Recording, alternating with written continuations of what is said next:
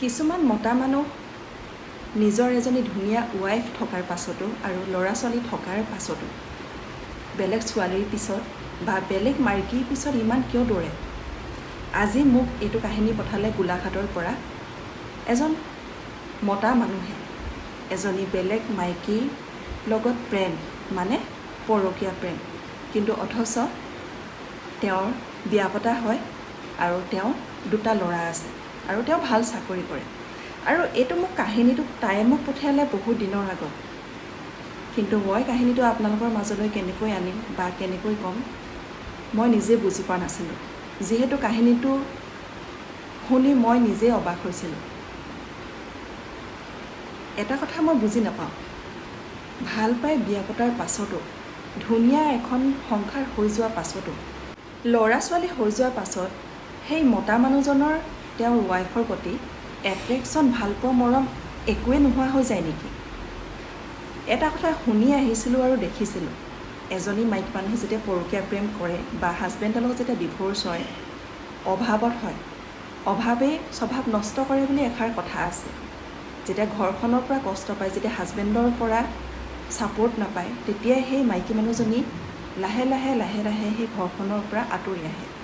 কিন্তু মতা মানুহজনে নিজৰ ৱাইফ থকাৰ পাছতো যেতিয়া বেলেগ ছোৱালী বা বেলেগ মাইকীৰ পিছত দৌৰি থাকে, এইটো আমি সকলোৱে জানে, মই বা সকলোৱে জানে যে দেহাৰ জুতি ল'বলৈ যায়, শুনিবলৈ বেয়া হ'ব পাৰে।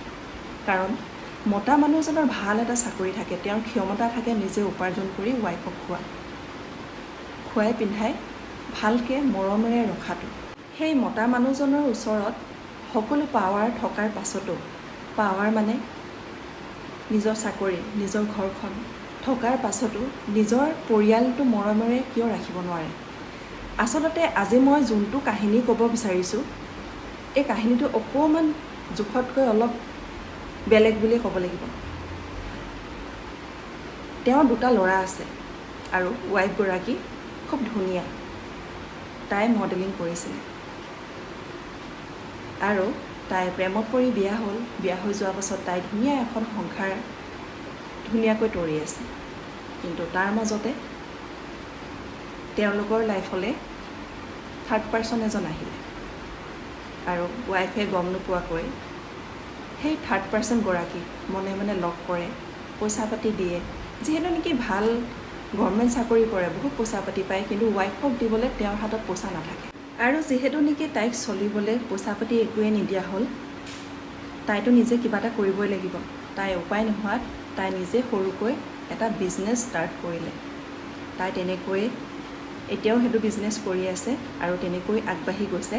তাইক মই এটাই বেছি ভাল লাগিছে, তাই সকলো আওকাণ কৰি তাই জীৱনটো ধুনীয়াকৈ আগবাঢ়ি গৈছে। আৰু ময়ো তাইক এটাই ক'ব বিচাৰিম, এই পৰকীয়া প্ৰেমটো বৰ বেলেগ এটা বস্তু। এই পোকটো কেতিয়াও মাৰিব নোৱাৰি। আৰু তেওঁ ভাগে বিদায় দিয়া, আৰু তাই সেইটোৱে কৈছে যে মই এতিয়া বিদায় দিছোঁ, মই এতিয়া একো মোৰ আক্ষেপ নাই, মাত্ৰ ল'ৰা দুটা ভৱিষ্যতৰ কথা ভাবি আগবাঢ়ি গৈছোঁ, মই মোৰ কাম কৰি গৈছোঁ। আৰু মই এটা কথা কওঁ, তোমাৰ ইমান ধুনীয়া, তুমি ভালকৈ মডেলিং কৰা বা কিবা কিবি তুমি ইমান ভালকৈ কাম কৰা, তুমি আগুৱাই যোৱা। আৰু শেষত মই এটাই ক'ম, তুমি তোমাৰ হাজবেণ্ডৰ কাৰণে ভালপোৱাৰ বিনিময়ত তোমাৰ ভালপোৱা সকলো কাম ত্যাগ কৰি তেওঁৰ লগত তুমি জীৱন আগবাঢ়িলা, শেষত তাৰ পৰিণতি কি হ'ল? পৰকীয়া প্ৰেমত লিপ্ত হ'ল, চব বাদ দিলে। গতিকে কোনো কাৰো আপোন নহয়, অকলে পৃথিৱীলৈ আহিছা, অকলে যাব লাগিব। জীৱন আগবাঢ়ি যোৱা, জীৱনটো এবাৰেই পায়। এই ধুনীয়া, এই ভাল লগা জীৱনটো বৰবাদ নকৰিবা, আগুৱাই যোৱা, সদায় ভালকৈ থাকা। আৰু এইটো কাহিনী মই বহুত বেছি দীঘলীয়া নকৰোঁ। আৰু যিখিনি কথা মোক ক'লে তাইৰ হাজবেণ্ডৰ বিষয়ে, আচলতে মোক খুব বেয়াকৈ ক'বলৈ মন যায়। আৰু মই ইমান বেয়াকৈ নকওঁ, যিহেতু নেকি মোৰ এই ফেচবুক পেজটোত বহুত এজেড মানুহেও চায়, আৰু মই কিছুমান শব্দ ক'লে তেওঁলোকে বেয়া পায়, মেছেঞ্জাৰত আহি কয়, গতিকে সেইবাবে নাই কোৱা। মনত বহুত ক্ষোভ আছে, সেই মতাজনক খুব বেয়াকৈ ক'বলৈ মন গৈছে। তেওঁ এজনী ছোৱালীৰ লাইফ ধ্বংস কৰিলে, আৰু বেলেগ মাইকীৰ আচলতে দেহাটোৰ কাৰণেই পাগল হৈ গৈছে। ইমান ধুনীয়া এজনী ঘৰত ৱাইফ থকাৰ পাছত আৰু বেলেগ এজনী মাইকীৰ পিছত দৌৰিবলৈ সেয়াৰ প্ৰেম হ'ব পাৰে নেকি? প্ৰেমটো কেতিয়াও হ'ব নোৱাৰে, দেহাৰ প্ৰেম হয়। গতিকে এই পৰকীয়া প্ৰেমৰ এই পিৰণিটো কেতিয়াও শেষ কৰিব নোৱাৰি, এইটো সদায় চলি গৈয়ে থাকিব। শেষত মই আৰু এটা কথা ক'ম দেই, তোমাৰ হাজবেণ্ডজনৰ কেৰেক্টাৰ বহুত আগৰ পৰাই বেয়া আছিলে। তেওঁ তোমাক পাবৰ কাৰণে সেইখিনি নাটক কৰিলে, ভাল হৈ দেখালে।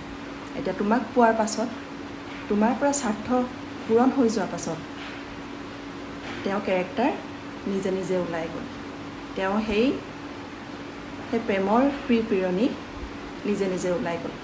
তোমাক মই মোৰ ভিডিঅ' দি এটা ৰিকুৱেষ্ট কৰিম, ভিডিঅ'ৰ জৰিয়তে এটা ৰিকুৱেষ্ট কৰিছোঁ যে যেতিয়া তেওঁ কেৰেক্টাৰৰ এটা চেকআপ আনা ন, বেলেগ মাইকী তুমি থকা অৱস্থাটো যেতিয়া বেলেগ মাইকীৰ লগত যাব পাৰিলে, সেইজন মানুহক মোৰ মতে একচেপ্ট নকৰিবা। তুমি তোমাৰ লাইফত আগুৱাই যোৱা। এটা কথা কওঁ, চব ভুলৰ ক্ষমা আছে, কিন্তু এইটো ভুলৰ কেতিয়াও ক্ষমা নকৰিবা, শেষত তোমাৰে বেয়া হ'ব।